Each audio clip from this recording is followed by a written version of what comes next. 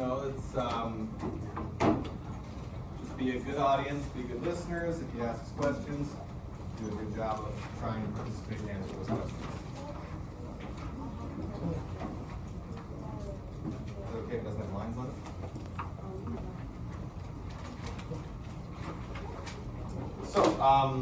So be good or else.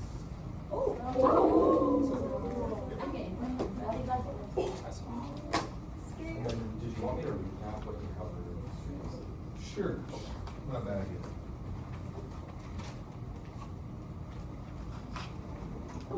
All right, hi everybody. I'm excited to finish these notes with you about the articles. So I believe you guys left off, or this is what you first started talking about. So the roles that the federal government had under the Articles of Confederation, and how they had technically the power to make deals with other countries, maintain an army, and borrow and create money, but they didn't have the power to tax the states, control trade, or force the citizens to join the army. So that kind of undermined and made a lot of these powers that they had kind of pointless. The first one you talked about was the military, how we had a national army technically, but we could not force citizens to join the military or partake in military service, and how they relied on the states to actually supply troops to the armies as well as supplies. So if the states didn't supply troops, you were kind of out of luck there. And then with foreign affairs and how treaties with other countries, they required all the states to sign off, and how when we did get those treaties made, it was kind of hard to enforce them because we had a weak military. So a lot of other countries, they didn't take that so seriously. All right, so that leads, I believe this is the first new point, taxation and commerce, and how that system was set up. So, as we talked about a little bit previously, the states, they could not, or the government could not charge taxes to the states. There wasn't federal taxes. It was up to the states to decide how they taxed people and divvied that up. To try to get around that, they could request money from the states, but it often didn't get paid. In fact, there was $45 million requested, but none of it got paid. Because if we think about it, really the only way that you could enforce requesting this money and making sure that it gets paid would be if you had like the military come and try to basically intimidate you or make you pay to the government. But remember, if we're having the states supply the troops, and do you think that you're gonna send your own troops on behalf of the army to make sure that you pay the taxes? No, right? That doesn't make any sense. Or for example, if like Georgia, if they're not paying their taxes, do you think Massachusetts or New York is gonna send troops to Georgia to make them pay their taxes if they're not paying? No, right? It just doesn't make a lot of sense. So most of the time they just told them to kick rocks. So this didn't really work out so well, and a lot of it just basically depended on your state if you wanted, or how they wanted to tax you, I should say. Just one quick thing to add to that. There were also different rules between states for like how trade worked. So being able to do business between states was super different. All right, so in your groups, I want you at your tables to talk about how this setup of taxation and commerce under the articles would cause problems. So I'll give you a minute or two to talk amongst yourselves.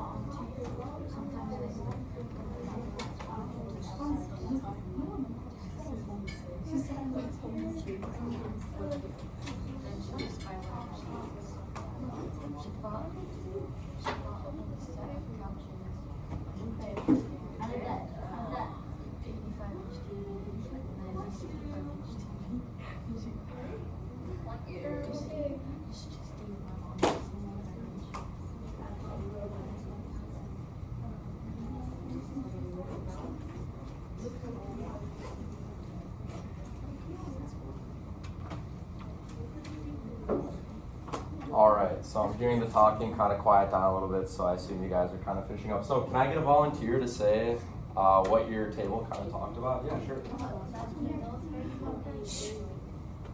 Yeah, exactly. The military was weak, so they couldn't really enforce when they would request money from the states. Very good. Anything else? All right, so we're going to move on then to the last kind of main point about the articles and how they were pretty ineffective was voting and legislation. So they had the Confederate delegation, I believe is what it was called, it was 2 to 7 people per state out of the 13 states, so 2 to 7 people per state. They were basically selected by the legislator to represent their state, and they would meet with the other states under the articles to kind of decide like legislation and how they would create new laws, stuff like basically like what Congress does now. And the way they had it set up was that each state got 1 vote. So it was not proportional to your population. Every state was equal. And this angered some states with larger populations. So Mr. Wilgos pointed this out to me. So let's say you guys wanted to have like a party in your team. Are you team fire? Yes. Yeah, so team fire. So you have 90 students. Let's say you're picking between like pizza or ice cream, where you want to do it, stuff like that. Let's say you guys have 90 people in Team Fire. This would have to be a school-wide vote. Yeah, school-wide vote. And there was, I forgot the other team name. Artemis, and the 6th graders. They have 45 people. Do you think that they should have the same amount of, you think their vote should count as much as you? Like they would get 1 vote and you guys would get 1 vote, even though you have double the amount of people. Yeah, that kind of be, you'd think that's bogus, right? So that was kind of what made a lot of people upset, was that each state got 1 vote regardless of your population. So the states with larger populations felt that they should have more of a say because they thought they had more people, and therefore like the issues that were important to them were more important. So, and then when it came to putting in new laws, so new laws that there's federal laws and state laws. State laws are laws that only apply to your state. So like a state law in North Dakota wouldn't apply to somebody in Minnesota or Montana across the border. But then we have federal laws, where those are laws that they apply to every single person in the United States, regardless of what state they live in. So if they wanted to put in a new federal law that affected all 13 states, you needed 9 out of 13 of the states to vote yes, which is a lot. If we think about it now, most legislation in Congress, you only need a majority, which is anything over 50%. 9 out of 13 is close to like 70%. So that's very much so like a super majority of trying to get people to agree on something. Furthermore, it was even worse if you wanted to make changes to the articles. So like an amendment, add something, get rid of something. You needed all 13 states to vote and agree on this. So this would obviously make things very hard in terms of making decisions or getting things done. I guess another analogy I would use is, I think there's about 18 or 19 of you in here. Let's say I had you do like a class-wide project where you all work together on it, you submit one thing together as a class as the final product. And let's say there's like 10 steps, and each step I give you a lot of options that are open to interpretation of what your class can decide. So let's say like the first step is I have you pick like a prompt or a question you want to answer, but I give you 8 questions.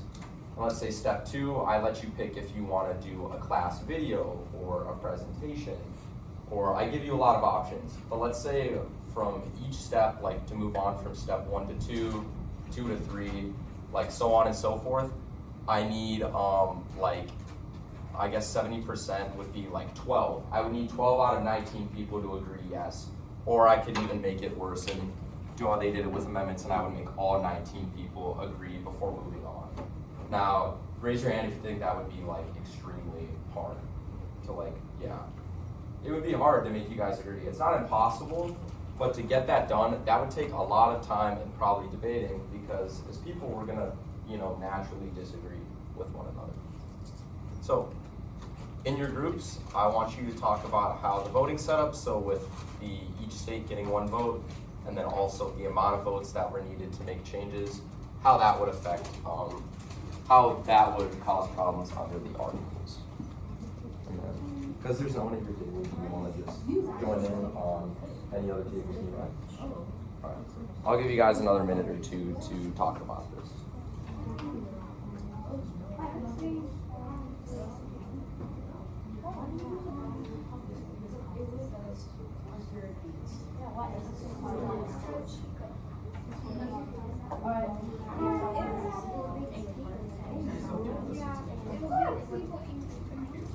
Okay, so I think that if we're a big state, we should get more votes. So like one person counts as two because you have right?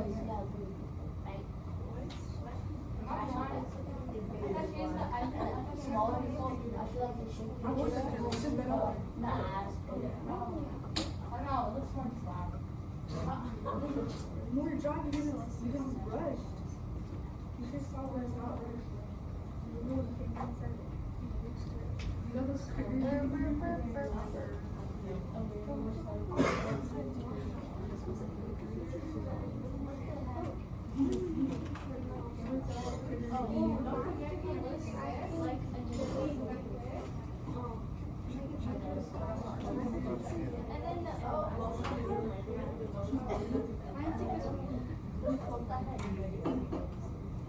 All right, so I'm going to bring your attention back up here. Does anybody want to share what their table talked about? How it caused problems? Oh, I thought you were raising your hand. Yeah, sure. Go for it. So my group said that bigger states should get 2 votes and smaller states should get asked much power, but like to a lesser degree.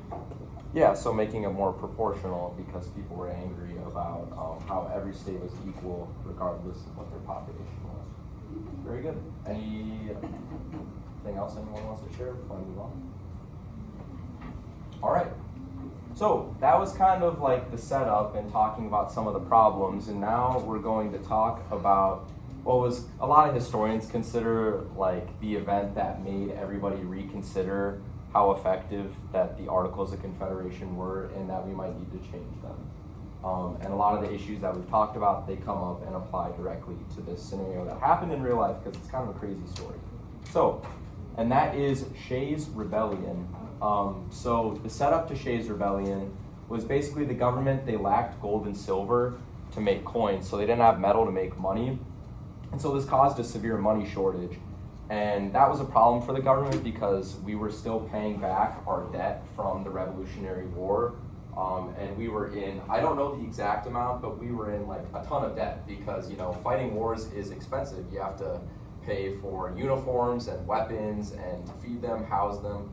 All that got really expensive. So the government was in desperate need for a money shortage, but if we go back to the taxation system, we couldn't charge taxes to the states directly, so that wasn't making things any better. So that was one way the articles kind of failed us, was that there was this money shortage, but we couldn't raise taxes to try and pay it back. And this particularly affected farmers with debt in Massachusetts. A lot of these farmers, their business suffered because of this money shortage. And a lot of them were also soldiers during the Revolutionary War. As I'm sure you guys talked about, a lot of the soldiers during the Revolutionary War, they weren't full-time soldiers, it wasn't their job. A lot of them were farmers, so they had to abandon their farms to go serve in the war. And so that caused them to basically lose on a lot of money because they were gone and weren't able to handle things for themselves. And so these farmers that were going into debt in Massachusetts, judges in the state, they started to order farmers to basically sell their land to the government or to other people so they could pay back the debt, so they could give the government the money we needed because of the money shortage.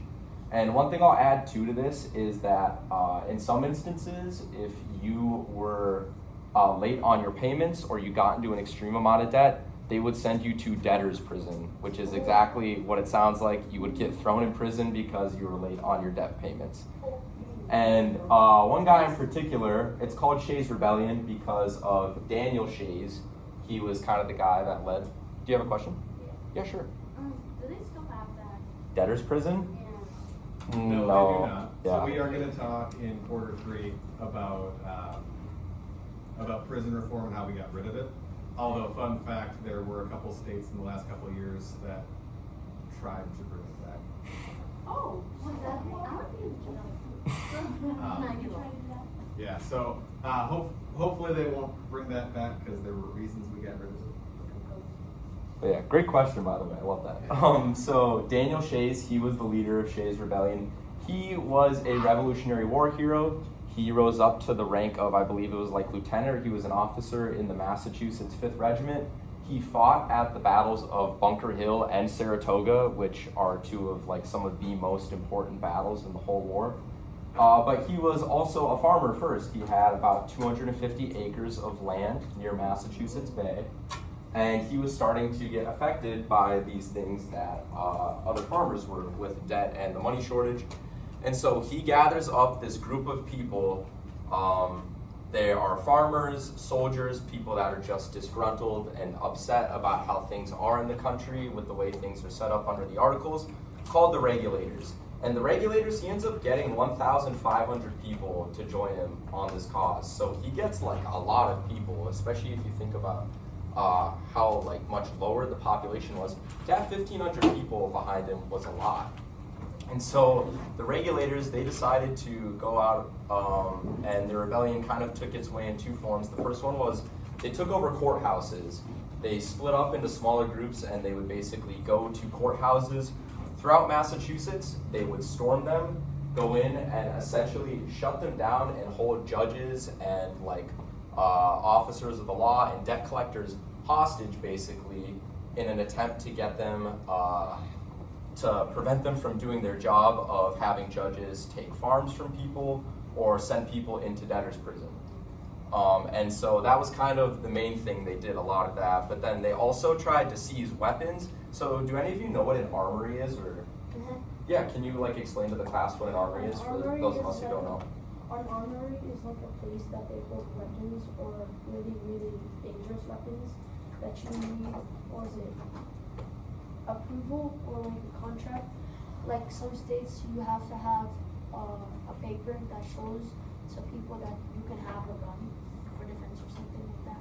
Yeah, exactly. So it's basically just a building for the military to store weapons, ammunitions, whatever they would use to arm the people. So Daniel Shays, he tried to seize weapons from an armory in Springfield, Massachusetts, and he basically did that so he could arm the Regulators, but he was also taking weapons away from the military in hopes that they would be able to, it wouldn't be as easy for them to stop his rebellion.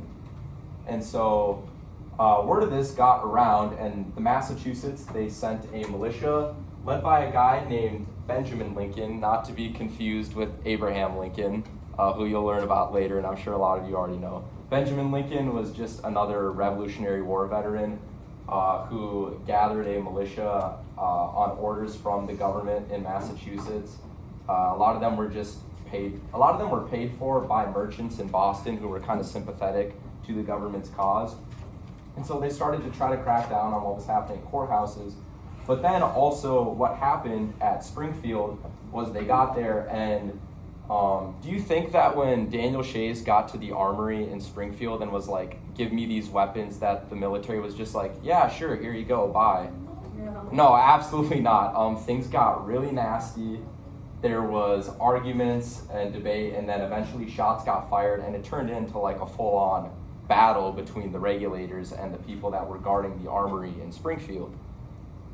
It's estimated anywhere between like 2 to 6 of the Regulators died, and like over 20 got wounded. They were either shot or they were just seriously injured. But the Regulators, they ended up losing because the militia, they ended up outnumbering them and outarming them in terms of weapons and people. That it got shut down, and after that whole thing at the armory, and they were able to stop some of the things that were going on at those courthouses, Shays' Rebellion ended. So although it ended, Daniel Shays and some people went to prison, a few were hanged.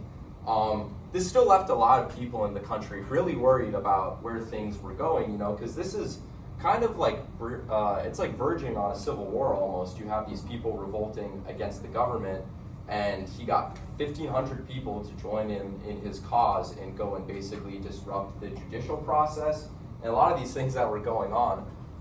And so it wasn't just us that were worried. A lot of people, like those in England, they were kind of laughing at us because, when they beat us, they were like, well, the U.S., they won, but we'll kind of get the last laugh because this experiment that they're doing with democracy, it's going to fall apart in a couple years. And it looked like they were going to be right. Shays' Rebellion was the summer of 1786 to like the beginning of 1787.